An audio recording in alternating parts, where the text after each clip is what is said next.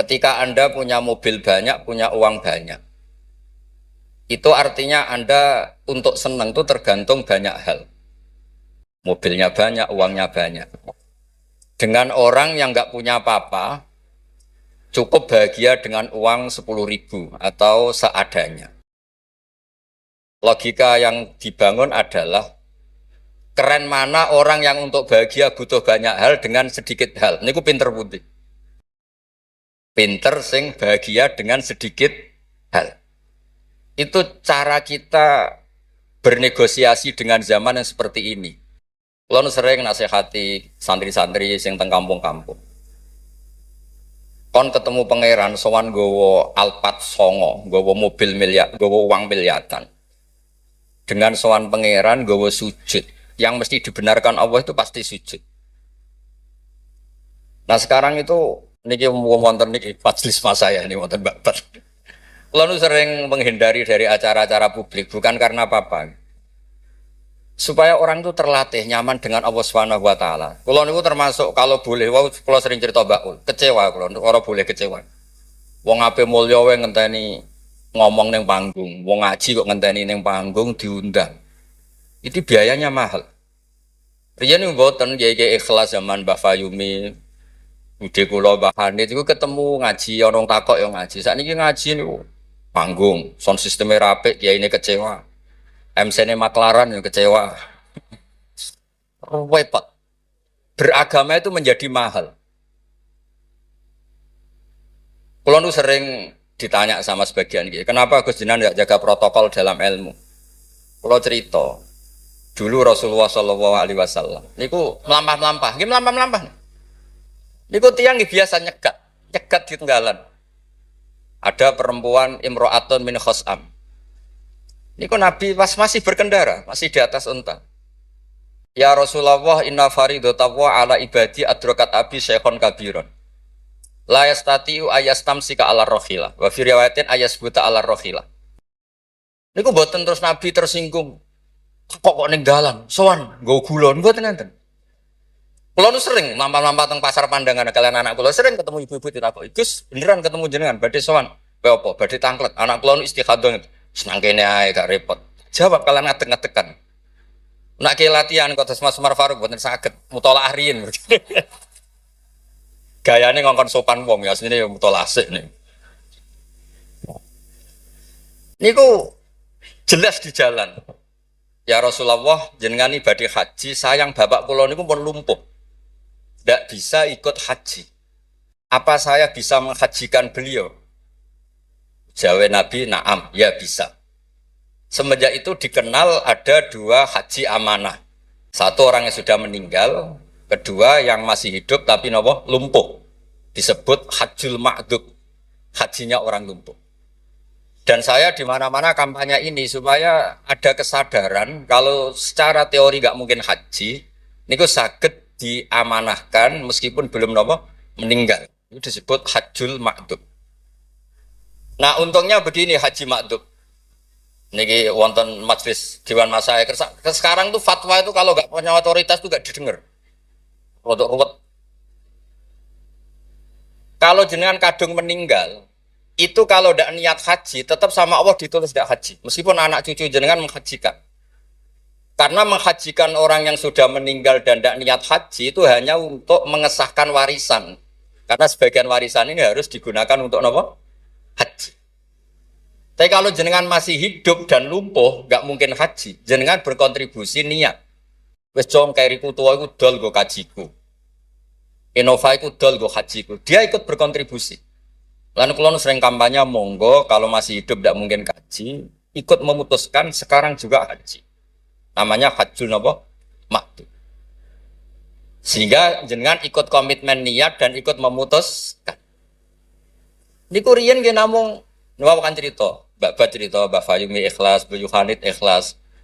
Niku Nabi ketemu tenggalan gitu takok, ora usah ngenteni bahsul masail terus untuk sangu, untuk podium, untuk panggung, ruwet, kerepotan. Nah dulu bahsul masail itu hanya untuk diskusi mas'alatun muhtamilah. Satu keputusan fikih yang memper kanan, memper kiri itu memang butuh diskusi. Karena memang ada kemungkinan A, kemungkinan B. Kalau nggak perlu diskusi, memang kaulan wahidan itu dulu ya seketemunya dijawab. Saya beri contoh Mas Faruk supaya sampai ngaji ini tambah tahqiq. Misalnya begini, saya ini kalau sama Gus Mail, Mas Mail, yang harus hormat siapa? Kalau menurut struktur keluarga kulo ini pernah nom. Tapi nak guys struktur umur, ambek mau jadi pengurus besar mau jadi. Ya mbak sing hormat kulo. Lalu yang dipakai yang mana? Struktur umur, apa struktur keluarga, apa struktur alim? Karena kita pasti punya status di bab alim, alim ini, di bab umur bagus ini. Terus sampean ketemu wong melarat. Wong melarat itu fadilah luar biasa. Wong sugih fadilah dermawannya biasa. Kalau dua orang ini ketemu yang harus hormat siapa? Sing melarat hormat wong sugih hormat wong melarat. Boten saged nak jare bapak kula ngeten. Ana wong melarat tuh matur teng bapak. Enak udah di wong sugih. Poso ora usah kerja, setengok-tengok ning omah ngenteni maghrib. Nah wong melarat tuh wis poso, macul, buruh. Repote koyo napa? Terus wonten wong sugih, sing jawab yang sugih. Enak wong melarat biasa ramangan. Wong sugih kuwi esuk pecel, awan rawon, sore sithik nyate. Jadi yang ditinggalkan banyak. Nah sampean kan wis biasa ramangan. Lha iku jenenge muhtamil. Setelah didiskusikan ternyata sama-sama repot. Nah itu yang perlu musyawarah Mas Faruk. Ada masalah sing muhtamilah. Karena memang kita tidak bisa menjawab dengan kaulan wahidan atau dengan al-mansus. Nah, dulu, ini cerita dulu. Ada ibadah-ibadah yang mujma' alaih sah. Misalnya kita kalau sujud kan dilatih umirtu an asjuda ala sab'ati a'zumin. Al-jabha wal yaden wal rukbaten wal kodamen. Al-jabha 1, yaden 2, rukbaten 2, kodamen 2, berarti 7. Kalau Anda sujud melibatkan anggota 7 itu disepakati apa? Sah. Tapi ulama dulu zaman Imam Syafi'i, beliau zaman ngarang al-um itu sudah ngeper. Wa yahtamilu ayyasihas sujud bil jabhati faqat. Li anna nabiyya da'a fi sujudi sajata laka wajhi. Walam yadhkur al-yadan war rukbaten wal qadamen. Bisa saja sujud itu cukup bil jabhah sudah cukup karena Nabi ketika berdoa hanya ngendikan sajata laka wajhi. Nabi tidak menyebut dua tangan, dua rukbaten, dua qadam. Nah ini namanya mustamil. Nah kiai-kiai kita, guru-guru kita, kados Kiai Fayumi, kados Mbah Hanid, niku nggak mau resiko. Kamu nyari yang mesti sah. Gini niku melibatkan 7 apa? 7 anggota. Tapi untuk orang lain yang mungkin teng desa-desa terbelakang, kamu pakai kaul yang mungkin sah. Dan itu menjadi adat guru-guru kita. Kanggo awake dhewe disiplin, kanggo wong liya napa? Longgar. Karena kalau tidak begitu, kalau ilmu Anda tidak cukup pakai standar ideal, nanti wong desa-desa sing sujute angkrang-angkrang, Bang. Terus dianggap boten apa? Sah. Nah dianggap rasah terus modelnya ra salat. Nah itu cerita keilmuan sing nggak boleh enggak. Terus niki ampun jenengan iri terus Mbah Uli Mbah kula, buyut kula niku gak ada adik Mbah Mukid niki abahe niki. Mbah itu midoane ibu kula. Terus kula nak undang niki Mbah, undang niki Mas. Terus kula nu kalah tuwa. Terus dizalimi. Anggere bangsa kalah tuwa niku dizalimi. Soale dipek menangi dhewe. Nak ngundang niku mboten nggih jenenge Mbah. Awas ora teko. Faruk mboten ngefek alumni kados Mas Adam, Mas Wahid dari alumni sini mboten ngangkat. Mboten terdaftar teng Loh Mahfud. Tapi nak Mbah niki masyaallah. Mboten nate ngekeki undangan pokoke awas wingi ketemu kula teng Lasem. Wis mbok catet tanggale. Ya memang isane Mbah niku ngamuk. Ceritane kunane kuno ngoten. Tetes berfikih, berislam, berfikih itu harus luas. Karena kalau tidak luas itu kita jadi yang repot. Misalnya ngeten, saya beri sekian contoh yang fikhun muhtamilun. Ada beberapa teori, kan ada usul fikih, ada kaidah fikih, juga ada fikih mateng. Misalnya jihad. Jihad itu diterangkan di kitab I'anatul Talibin itu wajibnya karena apa? Fardul wasa'il lal maqasid. Untuk supaya kita tidak dihinakan musuh itu memang kita harus kuat. Dulu nggak kebayang zaman Belanda datang ke kita kalau kita tidak jihad dengan makna angkat senjata. Tapi setelah era modern ada diskusi, ada dialog. Jihad seperti itu sudah enggak, tapi adu argumentasi. Sehingga kitab I'anah mengatakan fardul wasail itu tidak bisa menjadi hukum permanen kalau sudah hasolal maksud. Kalau Anda ingin mengangkat Islam, dulu itu ya karena musuhnya pakai senjata, kita pakai senjata. Kalau sekarang kan enggak, era modern, ada diskusi, ada argumen, masuknya di ayat qul falillahil hujjatul baligh. Allah itu selalu agamanya dibela logika yang mapan. Saya punya sekian contoh cerita tentang logika. Dulu awal-awal Rasulullah dakwah itu mengajak ila ilahin wahid. Kata orang-orang kafir, aja'alal alihata ilaha wahida innaha adalah syai'un ujab. Muhammad itu aneh, problem kita banyak, masalah kita banyak kok Tuhannya satu. Apa cukup untuk menyelesaikan problem kita? Jadi dulu orang Arab tuh mirip orang Cina. Ini Tuhan bagian hujan, bagian petir, bagian BPKB, bagian gadean itu Tuhannya beda-beda. Sertifikat kok udah pinter. Tuhan bagian nangani widadari katanya Mas Mail. Ah terus ya sudah logika itu matang sekali sehingga mereka diajak ke Tuhan satu itu mereka bilang indaha adalah syai'un ujab. Itu teori yang aneh Tuhan satu. Wong problem kita banyak kok Tuhannya hanya satu. Solusinya hanya satu. Lalu Nabi membalas dengan hujjah. Kata Nabi, andaikan kamu jadi buruh, jadi pekerja, kemudian majikan kamu banyak, perintahnya beda-beda, dan yang kalau nggak dituruti marah. Kamu nuruti satu, meninggalkan yang satu, menuruti satu, meninggalkan yang satu, mengabaikan yang satu. Enak mana punya majikan banyak sama majikan satu? Ya enak satu Muhammad. Mereka masih bilang Muhammad belum Rasulullah. Terus kata Nabi, begitulah. Warob hukum sayyidukum. Tuhan kamu itu Tuhan kamu. Kalau banyak-banyak, kamu yang bingung. Ya sudah, Tuhannya satu aja. Itu hujjah. Bukan pakai pedang, bukan pakai kekerasan. Akhirnya menjadi ayat, Dorobawaw matalar rojulan fi syuraka mutasyakisuna warojulan salamal lirojul.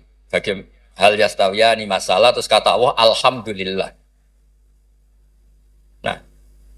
Sehingga kalau kita ngaji mu'in, ya ngaji ana, sehingga ngerti, jihad itu wajibnya itu fardul wasail lal maqasid. Ya sama, kalau wasail itu bisa diabaikan kalau ada konteks tertentu yang cukup pakai sama-sama hasil apa? Maksud. Misalnya begini, nahi mungkar, melarang terjadinya mungkar. Itu yang penting itu meninggalkan mungkar. Bukan melarangnya, tapi meninggalkannya. Misalnya malam ini misalnya ada dangdutan yang pakaiannya seronok misalnya atau apalah. Kalau dangdutan Islami nanti jadi bingung. Maksudnya yang nonton ini haram apa enggak? Ini nanti Mas Umar Faruk fatwanya bingung. Misalnya yang karuan haram kan kita beri contoh atau apalah dangdutan atau yang lain dengan pakaian yang tidak pantas. Tapi kalau pantas ya enggak tahu saya hukumnya tanya Mas Faruk. Terus kiai-kiai itu kan senengannya jagungan, masakan, kadang rokok-rokokan. Tadi mas-mas aku lagi ngelelet teng berikut teng dalam. Karena kalau kita ingat, memaksakan ndak melihat itu berat. Tapi nak bengi jagungan, mbek konco, mbok sekak, mbok jagungan, pokoknya nggak penting. Tapi ngerti-ngerti esok dan berhasil meninggalkan maksiat. Sehingga kenapa kiai-kiai itu suka jagongan, suka guyon semalaman. Saya sering ditanya orang-orang Islam kota. Kenapa sih Gus Kiai NU itu senani jagongan, masakan semalaman? Karena untuk melawan tidak ingin maksiat itu berat kalau kamu ingat-ingat. Ketoknya kok lebih menarik dibanding yang di rumah misalnya, macam-macam lah, mau jenis selerane wong lanang. Tapi nak terus ditinggal masak terong, terus ngopi-ngopi, ngelelet, pokoknya apa lah. Ngerti-ngerti esok, maksiatnya wis bar. Itu lebih gampang. Itu namanya al-inkifaf anil ma'asi. Makanya Saizuddin bin Abdissalam punya teori innalladzina yarmunal muhsanatil ghafilat. Kenapa orang baik disebut ghafilat? Orang-orang yang lupa. Karena untuk melawan ingin maksiat itu harus bil asbab asyaghilah, dengan faktor-faktor yang menyibukkan. Makanya nak jenengan dadi wong melarat tuh sing seneng. Dadi wong sugih sing seneng. Baru kayak wong melarat tuh sibuk golek ekonomi, wis ora kober. WA orang yang tidak mahramnya, yang tidak halal itu ora kober. Gara-gara mapan itu terus daftarnya banyak. Daftar sing kepengen dibidik. Artinya anggap saja dalam kefikiran itu ada asbab, ada sebab sing dadekno sibuk tidak maksiat. Ketika Anda kaya, anggap saja ada sebab yang menjadikan Anda bisa dermawan. Nah, ilmu seperti ini di pondok mulai gak dipelajari. Jadi kalau suwon, kalau bolak-balik matur. Kenapa baik sama banyak orang? Kalau nu sering nonton tonggo-tonggo mati, kalau sering cerita, kalau sering lepas jenazah tonggo-tonggo mati. Dia niki jenazah saya sangat. Bojone nganti protes. Apa lek Gus bojoku suwengi-suwengi ku ndelok TV. Suwengi-suwengi bar ndelok TV ya turu ngorok. Kok jenengan puji-puji apik? Terus saya bilang, saya ini peneliti usul fikih kata saya. Kalau ada orang tidur itu gelarnya bukan ninggal tahajud dan ninggal witir, tapi tarokal ma'asiyah. Orang ini berarti ninggal apa? Maksiat. Susah ya apa sih husnudzon? Jadi kalau nak Pak Umar Faruk Kiai SK, ini mun Kiai tenan jare mun datang ngake SK. Ini cara turu suwengi, ini kalau puji. Masya Allah, huwa solihun. Weh, mereka tarokal maksiat kullah, semalaman ninggal semua maksiat. Bukan apa-apa. Karena hanya dengan cara logika usul fikih itu kamu tahu kualitas ayat wa min ayatihi manamukum billaili wan nahar. Tanpa ayat itu kamu tidak tahu, tanpa logika itu kamu tidak tahu.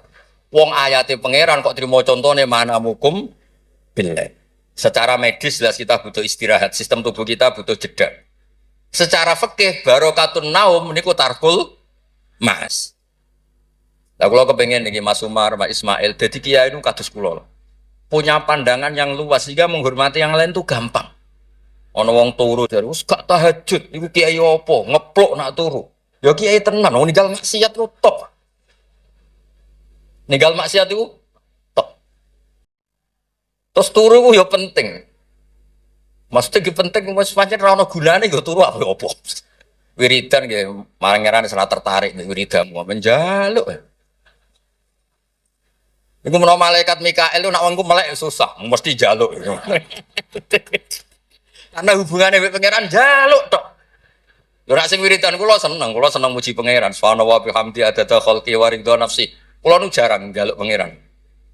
Wong kula umpama kerja setengah menit, njaluk gaji ku isin. Pantese njaluk gaji kerja 8 jam 1 bulan njaluk gaji. Lho ngene tok 2 menit. Ya Allah, aktine kadha wa kadha. Wong ra etika.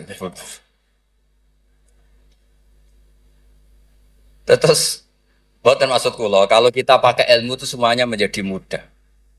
Ya, kalau pakai ilmu itu semuanya menjadi apa? Mudah. Dulu para nabi-nabi dulu itu cara pandang itu pakai keilmuan.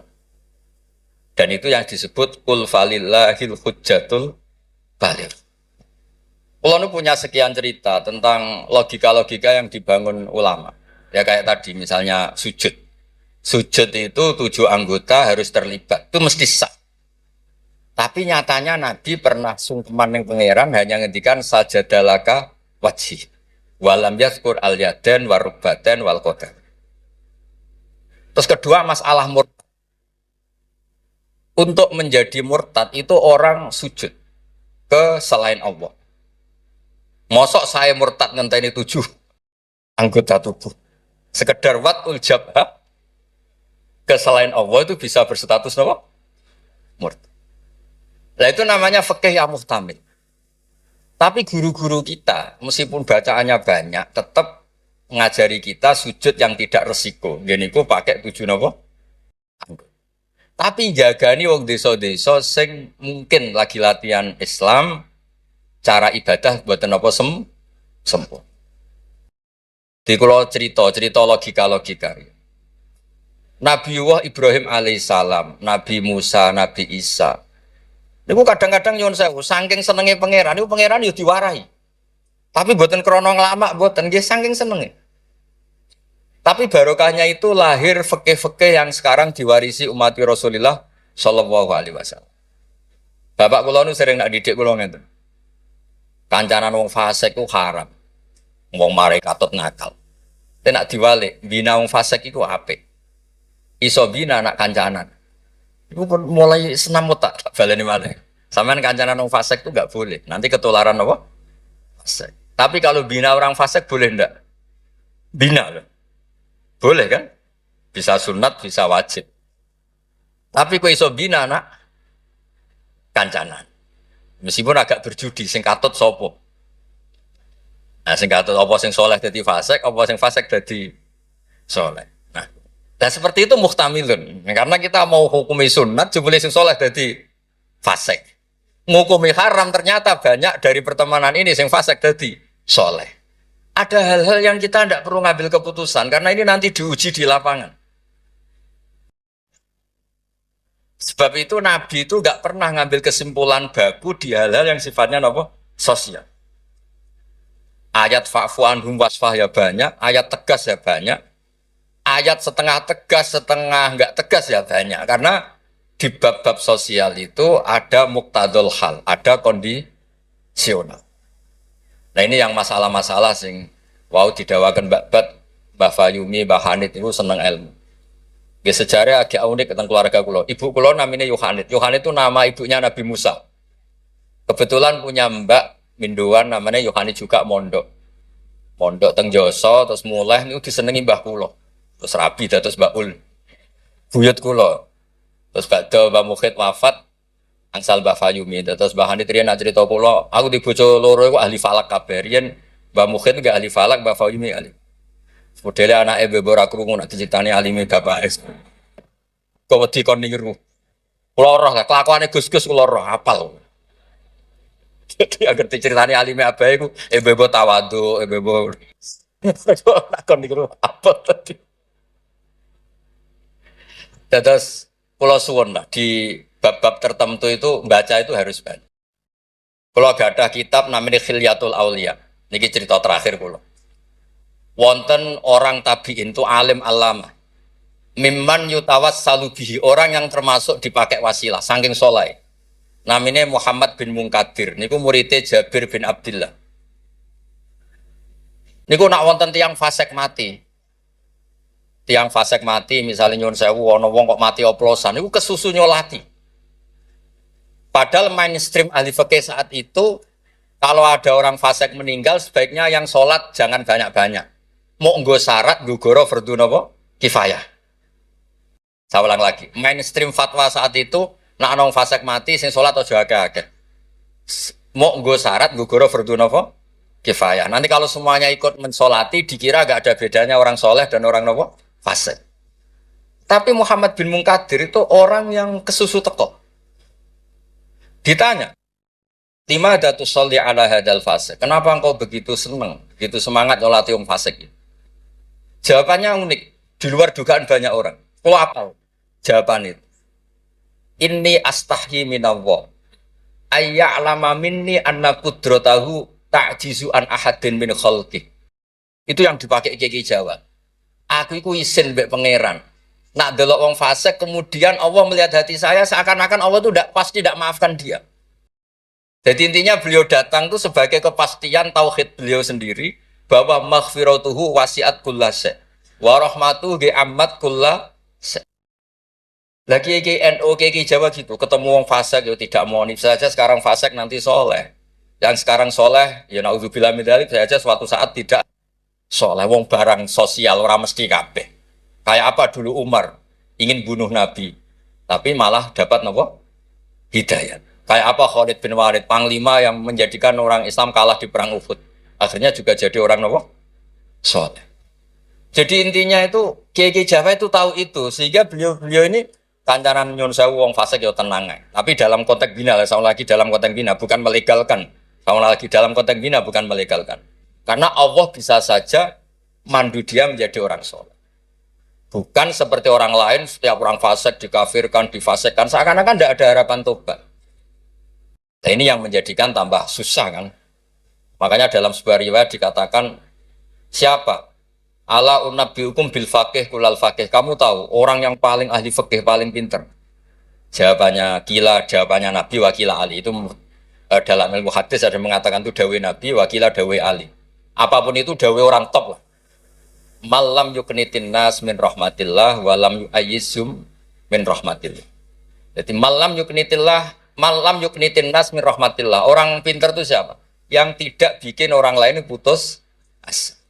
Walam yu'aminhum min makrillah, dan yang sedang soleh pun tidak merasa sok-sokan memiliki Allah Subhanahu wa ta'ala. Terus orang lain divonis apa? Itu juga yang menjadikan kiai-kiai kita ketemu wong soleh hormat, ketemu orang fasik ya respect, karena berharap suatu saat tobat. Itu yang ditiru Rasulullah SAW ketika orang Taif, ya Bani Abdul Yalil, pokoknya orang Taif kayak begitu bencinya sama Nabi sampai melempari batu ini itu, terus Malakul Jibal ingin menghabisi mereka. Kata Nabi apa? Jangan. Inilah arju ayyukhrijawah min aslabihim ma ya'budu wa la yusyriku bihi syai'an. Bisa saja bapaknya begini, tapi suatu saat anak-anaknya jadi orang yang luar biasa. Dan itu yang sekarang kelihatan. Sering ada wisuda tahfidz itu yang nangis itu bapaknya. Gus, kalau mau cek Quran wira iso, kok anak kalau hafal Quran, apa kalau niku ngipi? Wadah, konco sing saged maca kitab bapake mboten roh Arab. Dari itu harapannya Nabi ya seperti itu. Nak bapak era kena gini apa? Anak. Ampun kados kula riyen di konco mondok nuwakale ra karuan. Riyen kan banten telepon, bapake disurati nak anake nakal, bocah tenang ae. Bapak disurati pengurus kayak kok tenang. Bapak kula buta huruf tenang mau. Bapak kula buta huruf. Nggih wonten sing mondok umur 2 tahun wis ngrasa pinter. Kampung kula terbelakang, Gus iso tahlil sudah kepintere pol. Lah lha apa kula ngalem-ngalem iso maca Wahab, macakno sapa? Ya tiyang kathah. Tapi apapun itu kula suwun, terus wow kampanyane babat mono tawassut tawazun bah kampanye PBNU wae. Nah kula sesuai kampanye sebagai hasil yang saged ngaji guys, yang yen bapak kula niku terkenal pinter ngaji. Nah nek kula nyali cerita bapak kula terkenal ngaji itu kok Gus Ismail Gus Umar iku kudune nyali. Wong iku kudu siap cerita bae. Mergo ora ana wong apik kecuali memaklumatkan diri wattaba'tu millata abai Ibrahim wa Ismail wa Ishaq. Jadi wattaba'tu millata abai Ibrahim terus wa Ishaq wa Yaqub. Aku yo anut bapak-bapak. Bapak-bapakku luar biasa. Ibrahim, Ishaq, Yaqub. Kita tahu Nabi Yusuf bin Yaqub bin Ishaq bin Ibrahim. Tapi aja bangga kehormatan bapak etok kudu wattaba'tu anut. Bapak alim ya melok alim. Bapak ahli falak iso falak. Nak bapak untuk salam template rapopo ditiru ya rapopo. Mosok untuk repot tok rantuk seneng ya gak apa-apa lah. Islam tuh fid dunya hasanah wa fil akhirati napa? Hasanah. Ojo kok fid dunya hasanah gelem.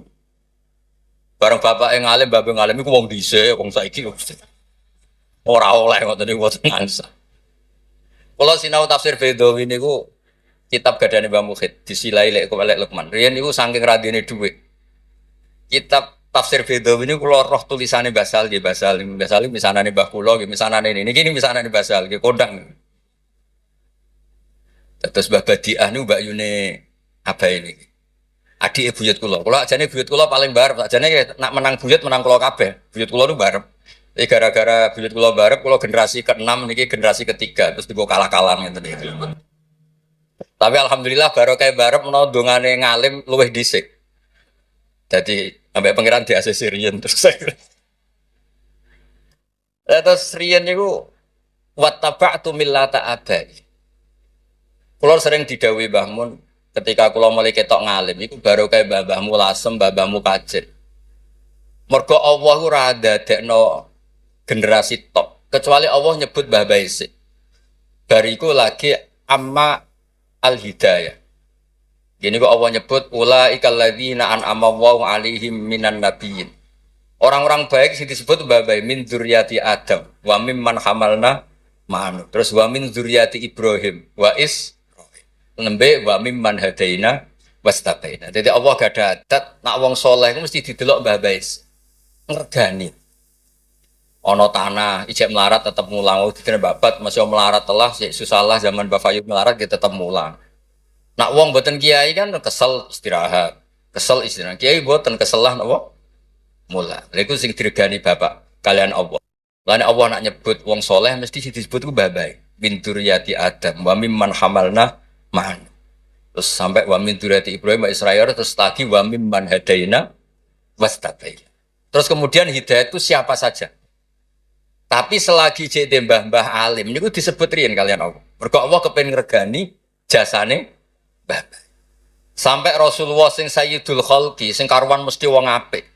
Ketuane bahkan tetap disebut millata abikum Ibrahim. Terus niki nggih cerita teng Gus-gus teng ning kersane aja niru mulyane tok ya niru ngalime. Anak mulyane wancen alumni ambek Gus ya tetep nyucup pokoke hormat mbek mantu ya nyucup serah ora walim ora pokoke cucap-cucup. Maksudnya ku ya ana regane kabeh ku ana napa? Ana regane. Dados wonten wattaba'tu millata abai Ibrahimah wa Ishaqa wa Yaqub. Dadi yo nyebut bapak tapi yo nyebut wattaba'tu. Aja nyebut mbah-mbah iku agah tapi mboten apa? Wattaba'tu.